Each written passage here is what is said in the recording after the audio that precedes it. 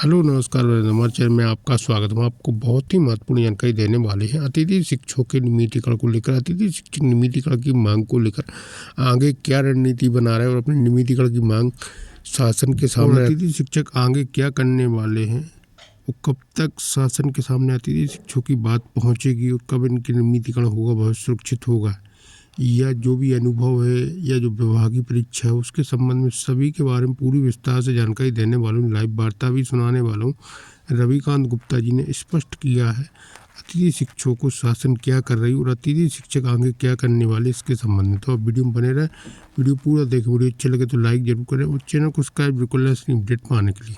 किस प्रकार से सरकार जो है हमारे लिए विचार कर सकती है, क्या क्या हमारी मांगे भविष्य के लिए हैं, और जो हमारी अभी संगठन की मीटिंग हुई है एक अच्छी, उस पे हम क्या बातें रख रहे हैं। जो बात कर रहा था कि हमारा भविष्य क्या होना चाहिए, हम लोगों को ऐसा क्या करना है, और क्या क्या बातें जो हमारी हैं, जो हमने मीटिंग में बात की है, और किसके लिए हम क्या अच्छा हो सकता है भविष्य।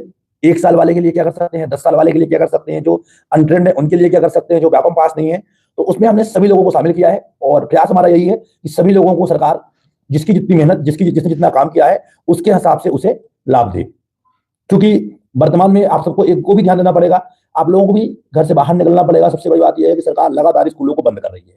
संख्या लगातार स्कूलों में जो पदों की संख्या है वो घटती जा रही है। अभी भी इस साल लगभग 15 से 20 हजार स्कूल बंद होने के कगार में है। अभी आपने देखा होगा कि भोपाल में लगभग 350, देवास में लगभग 200, इसी प्रकार सभी जिलों में 200-300 स्कूलें बंद हो रही हैं। और इस साल लगभग 15,000 स्कूलों का टारगेट है जो सीएम राइज स्कूलों में मर्ज की जाएंगी। 15,000 स्कूल बंद यानी लगभग सीधे सीधे आप मान चलिए 30,000 से अधिक पद समाप्त होंगे।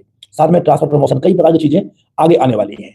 तो जो हमारी स्ट्रेटजी है, जो हम सोच रहे हैं, ये एक ऐसा फैसला होगा जिसमें लगभग 1 लाख साथी जितने भी हमारे कार्यरत है उन सबको लाभ मिले, जिसका इतना अनुभव। इसीलिए मैं बार बार बोल रहा हूं कि कोई भी अपने अनुभव का एक दिन भी मत छोड़ना, क्योंकि 2.0 पोर्टल हमेशा के लिए समाप्त हो जाएगा। फरवरी के बाद 2.0 का पोर्टल बिल्कुल भी आप उससे कोई भी डाटा डाउनलोड नहीं कर पाएंगे। इसलिए आप लोग 2.0 में जो भी आपके अनुभव है उसकी सभी फाइल प्रिंट करा के फाइलिंग करके रखें। जिसने ऑफलाइन काम किया है तत्काल संकुल प्रचार से मिलकर उसको ऑनलाइन करवा ले। जो भी समस्याएं हैं, लेकिन अपनी पूरी चीजें आपको करना क्या है, एक एक काम आपका विशेष तौर पे इस वीडियो में बता रहा हूं मैं आपको कि आपको अब करना क्या है। पहली बात तो देखिए, जो भी होगा अनुभव के आधार पे होगा, तो जिसका जितना अनुभव उसको उतना लाभ। नियमितीकरण मिलेगी, 50% पद में मिलेगा। जिस प्रकार संविदा कर्मियों का हुआ तो उसमें भी पहले अनुभवी साथी जो भी सरकार तय करती है 3 साल, 5 साल, 7 साल, 10 साल, तो अभी हम लोग बिल्कुल इस पे किसी भी साथी को हताश होने की आवश्यकता नहीं होगी। हम इस पे कोई भी बात नहीं बोल रहे हैं। हमने सरकार के ऊपर छोड़ा है कि सरकार 50% पद पे जो आरक्षण दे रही है उसे खत्म कर दे, हमें उसकी आवश्यकता नहीं है।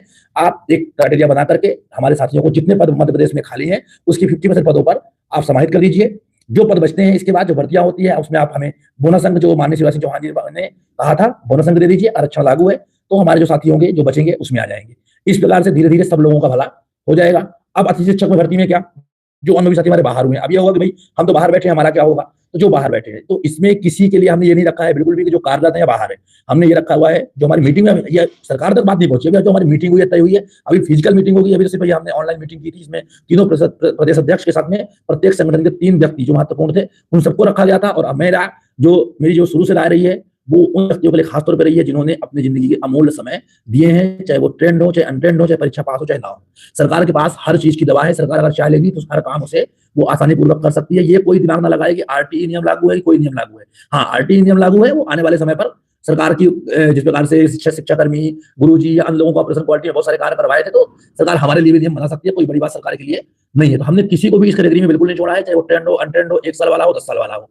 इसलिए कि हम बिल्कुल ही नहीं चाहते हैं कि हमारा किसी साथी को कोई नुकसान हो। ये तो हो गई नियमितीकरण की बात, इसमें हमने सबकी बात रखी है। सरकार ही क्राइटेरिया सेट करे। ये ध्यान रखिए कि एक बार रास्ता खुलेगा तो धीरे धीरे सबको रास्ता ऑटोमेटिक बन जाएगा। सरकार अनुभव के आधार पे ले, टेट के अनुसार पे ले, खुद परीक्षा लेके ले, 10 साल वालों को ले, 2 साल वालों को ले, 3 साल वालों को ले, जो भी सरकार करे, हमने सरकार के ऊपर ही डिपेंडेंट कर दिया है। जल्दी हमारी जब बैठक होगी तीनों संगठनों के अध्यक्ष और जो साथी हमारे जो भी इसमें प्रमुख लोग रहेंगे, 5 साथ जो कमेटी बनेगी, जब बैठक होगी, हमने, और आप लोग बिल्कुल बेफिक्र रहिए, आप लोगों से भी कोई चीज छुपाई नहीं जाएगी। आप सबको भी इन चीजों को पहले ही कंफर्म कर दिया जाएगा। सरकार ये हमें देने वाली है, हमने ये बातें सरकार के सामने रखी थी, इतनी बातें हमारी मान ली गई हैं।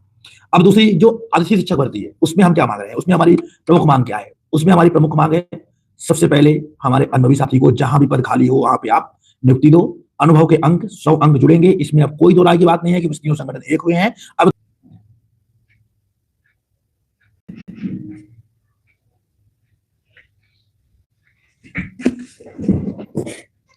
फोन परेशान कर देता है यार।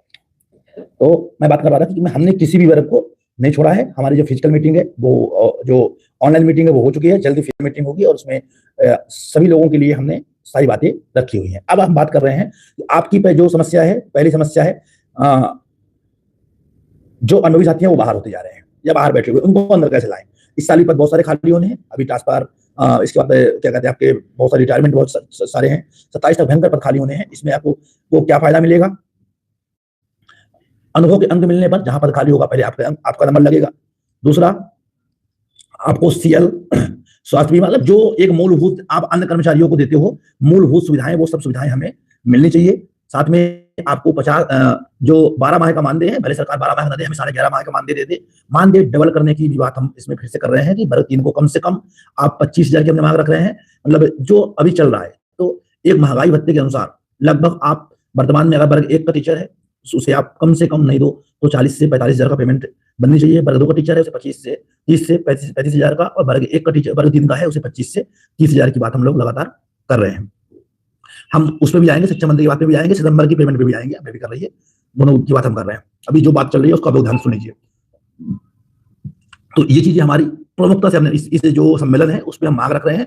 और जो आप लोगों का था कि संगठन एक हो जाए, हम संगठन एक करने की पूरी कोशिश कर रहे हैं। और ये ध्यान रखिएगा, मिलेगा तो केवल और केवल जब आप स्वयं लड़ोगे तो मिलेगा। बाहरी व्यक्ति आपके संगठन में आया जैसा पहले हुआ,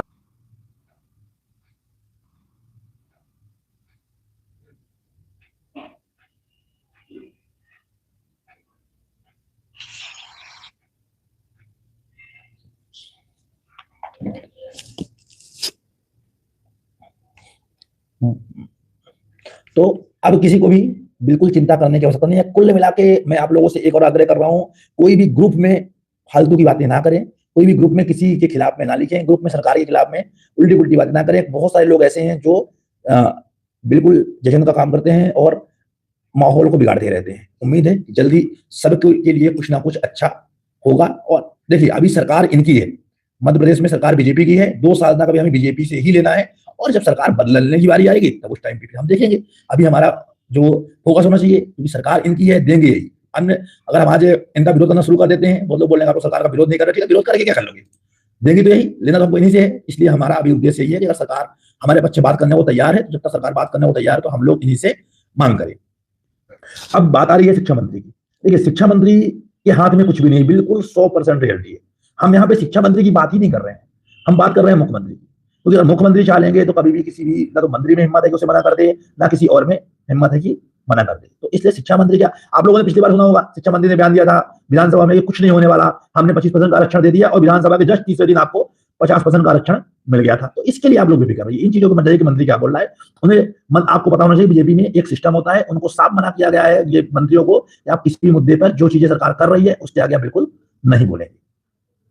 अब दूसरी बात इसमें है एजुकेशन पोर्टल 2.0। अब एजुकेशन पोर्टल 2.0 पूरी तरह से खत्म हो चुका है। सिर्फ उसमें स्कोर कार्ड आपके निकल नहीं रहे हैं, सिर्फ आपका है उसमें अनुभव, जिसके लिए वो जिंदा है। मैं आपको सीधा बता दूं, वो जिंदा है सिर्फ और सिर्फ एजुकेशन पोर्टल में आपके अनुभव के लिए।